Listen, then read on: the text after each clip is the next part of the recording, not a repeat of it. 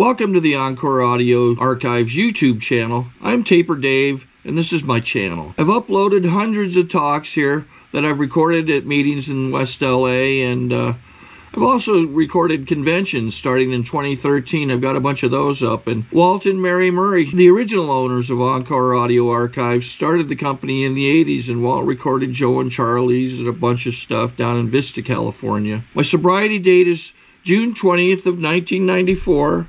I hope you find something you like, so please like and subscribe to my channel and comment down below.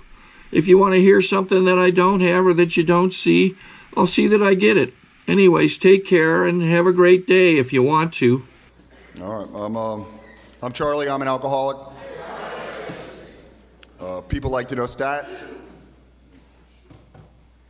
I have 4 years. I drink a handle a day, Captain Morgan's or vodka, and I need AA a lot more than AA needs me. I'm dyslexic. I always say that because I'm terrified to read these birthdays. You know, I'm terrified to read, and I'm terrified to let you know that I can't read, you know. Growing up in school, I was illiterate or, you know, couldn't read or dyslexic or whatever. They're all the same. But I'm scared. You know, that's the bottom line, is I'm scared, and my feelings have feelings, and it's not what made me an alcoholic. You know, what makes me an alcoholic is that when I drink alcoholically. You know, I have an allergy to my body that I crave more. You know, and I have that now with 4 years. I have it the same as when I got here, but I just didn't know any of that stuff when I got here. You know, I wasn't planning on coming here. If you're new and it came to this, I'm real sorry. I'm sorry that you're here. This shit is weird. But I found a way to love it, you know, because I found out that I don't have a choice. And I learned that the hard way. You know, when I was 30, I broke my leg in 3 spots on a golfing trip, and I realized that I ran over myself with a golf cart. That's how I did it. And you know, I realized that I should stop drinking or something like that. And it sort of dawned on me, or at least it dawned on everyone else around me. And I was, you know, in a pickle, so I figured I announced that I'd stop drinking for a month, and it sucked, you know, because I didn't have this program. I didn't know anything about drinking, you know, because I don't have a drinking problem. I love drinking. I love blacking out. I black out every night. If I wasn't an alcoholic, I'd be blacked out right now. That's just how I like it. But I have a not drinking problem. You know, that's my thing, is that when I announced that I wasn't drinking for that month, that's when a lot of problems sort of arose. You know, I hate me. You know, if you knew me like I knew me, you wouldn't like me because I'm a piece of shit, you know? You wouldn't like me because I don't like me, you know, before I got here. I didn't like anything about me besides that little piece I got at the end of the night when I was blacked out. You know, that's my time. My time's when I start drinking, and that's really all I care about. I didn't care about anything else when I got here. And I took that month off of drinking, you know, with a little bit of help from Vicodin and a little help from beers, because beer didn't count to me. And it sucked. And after that month, you know, at midnight, like, I picked up a handle of Captain Morgan's, and 7 months passed, and I didn't take a day off, and I couldn't figure that out. You know, nor was I trying to figure it out. I just thought, look, I just took more time off than I ever have. Leave me alone. You know, leave me alone with my bottle. That's all I care about. And, you know, then eventually, you know, like a year later, my parents were visiting in town, and I said, you know, I said I'd take 10 days off drinking because they pointed it out to me, or I said, or I'll go to rehab. And that night, you know, I'm picking rehabs. I'm picking rehabs because I can't take a night off of drinking, and I couldn't imagine taking 10, and why try? Why take 6 and fall short? Fuck it. Not me, you know, so we're picking rehabs. And I went and I came back, and then I met you guys, you know, and it's funny that I got to spend $30,000 for people to tell me to go to AA. But But that's not true. I went 2 or 3 times, depending on how you count it, so I got to spend a lot more for them to tell me to go to AA. I'm a slow learner. Always have been. And so when I first started coming around here, I'd show up late. And like I said, I'm real sensitive and my feelings have feelings. And, like a girl would have like a purse on a seat or something, and I'm showing up late. And the seat that I want is like taken. And I'm thinking, like, fuck you, And your purse, because don't you know, like, who I am? Your purse is an alcoholic, I am. Like, that's my seat. And so then I think I'm not going to that meeting anymore, and I hate that bitch. And that's got anything to do with my alcoholism or something like that. And then I start leaving early, and I start having this checklist in my head of reasons to drink and reasons not to drink. And I'm not sharing it with anyone. That little voice inside my head that says, hey, let's just keep this between us, buddy.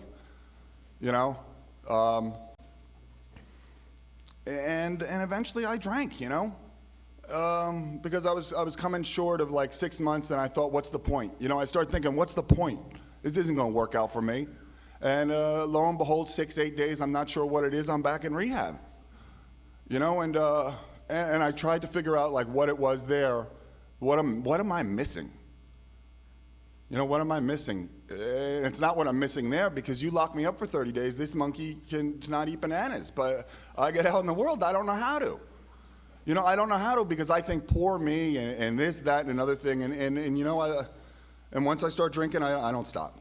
And I learned that when I got back here, and someone took me through the book. I got a coffee commitment is what happened, And then I started showing up at the meetings early. And they say like 10% of the people do 90% of the work in AA. And I strongly suggest being part of that 10%. When I got back here, I realized that I'm going to be alcoholic whether I like it or not. And I'm going to be alcoholic whether I'm drinking or not. So I had to figure out how to enjoy it here. And I forgot how proud of myself I was for that 10 months before, over that 5 months before I picked up that drink. And when I got that coffee commitment, and someone, had a seat on thinking, or someone said something to me and my feelings I thought, fuck you, I make the coffee, And all of a sudden, I felt important in Alcoholics Anonymous in a way that I've never felt important before in my life. And then someone said, can I read the book with you? And I don't read books like that. In the foreword it says that this is a textbook. It's a textbook for someone like me. And they read the doctor's opinion to me, and what I realized is I suffer from alcoholism, and I didn't know what that was before. I didn't realize what that was until someone read it to me and explained it to me. And then it made my problem real common, because I'm real special, but my problem's real common. I suffer from alcoholism. And then he got me doing the steps. He tricked me, because he was reading the book with me, and the steps are in the book. And that really tricked me. And next thing you know, I'm doing the steps. And and I did a 4th and 5th step, and I realized that the common denominator in all my problems is me. Not my mom for doing all my homework, growing up or something like that. Not, and I thought, poor me, I'm dyslexic and all that. But, my only problem is me. Or my perception of me. Or more my perception of me. And, when I got here, I realized that, you can't change your feelings. But if you change your actions, eventually your feelings change.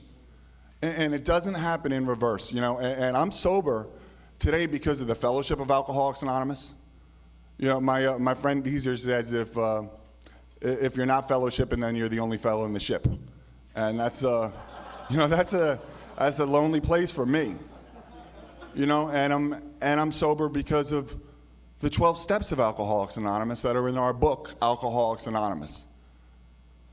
And then, in these 4 years now, I sponsor people and stuff like that, and me saying yes to things and like helping you stay sober, If I try to help you stay sober, I stay sober regardless on if you stay sober or not.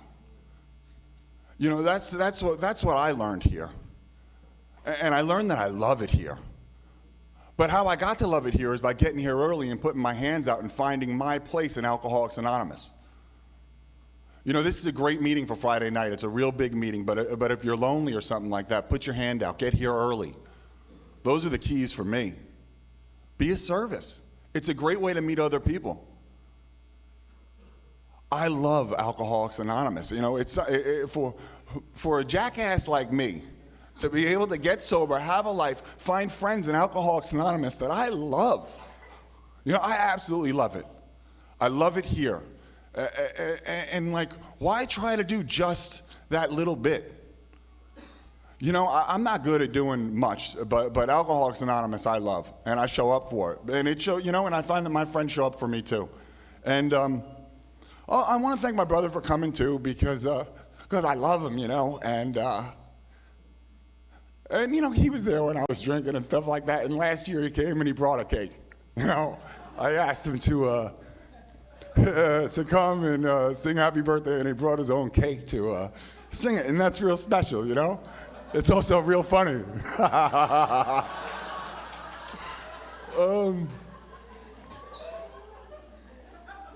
We fucking laugh here, you know? We have a good time, and when you get here, you're like, this place is miserable, you know? Like, why am I so miserable, and why is this place, why are people laughing?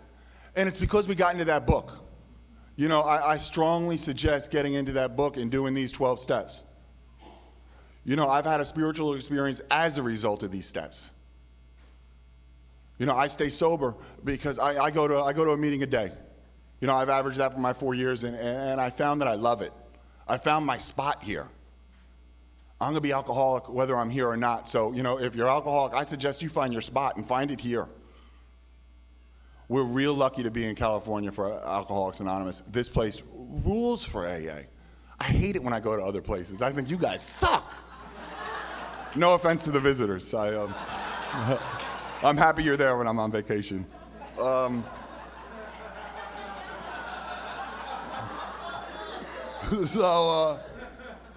know, if you're new, welcome. Welcome to, if you're anything like me, the best thing that could possibly happen to you if you jump into these steps and jump into this fellowship, like your life depends on it, because it probably does. Thank you.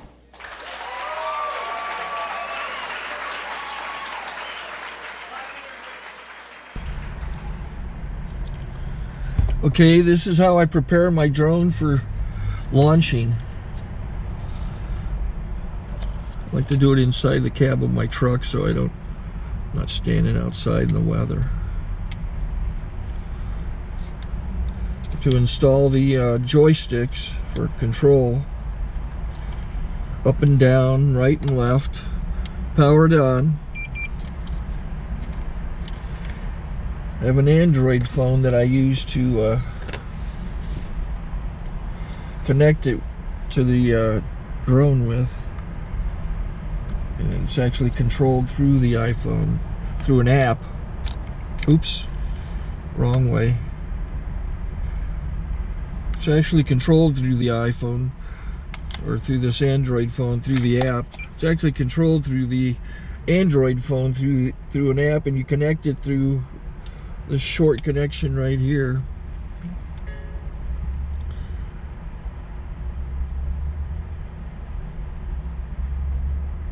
Remote control connected. Remote control's connected. So I pull out the drone. I have to extend the legs. Long legs extended first, then the short legs. Remove the gimbal protector. Set that aside, then power it on one short burst, then one long burst. I lay it down. So I have to go to calibrate. So the drone's not connected yet. It shows you here as this drone gets disconnected, even though the remote's powered on. So the drone has to establish it's connected. So I go into the app to calibration mode. First, I'll calibrate the remote controller. Start calibration. Out, in, oop, out, in, up, down, and then this little wheel is to control the gimbal. So it's calibrated.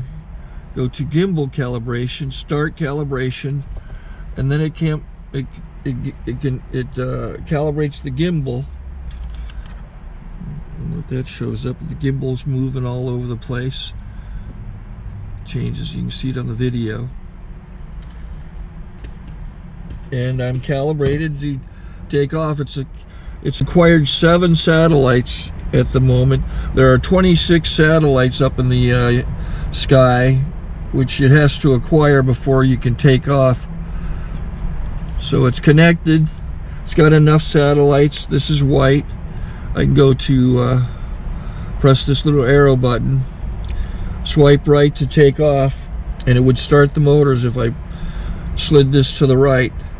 But I'll wait till I get outside. Don't want to do it inside.